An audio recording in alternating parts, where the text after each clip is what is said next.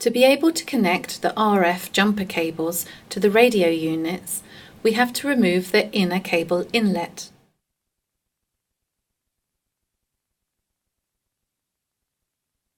With a Torx screwdriver, remove the 6 Torx screws from the RF jumper cable inlet plate.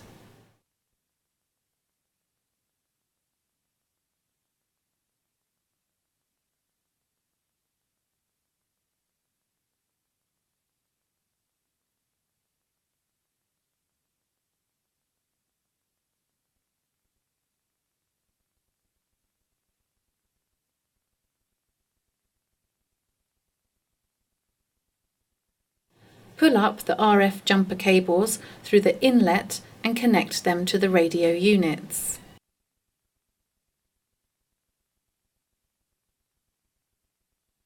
Connect the RF cables to the connectors and tighten them to a torque of 25 Newton meters using a torque wrench and a 32 mm open-ended head.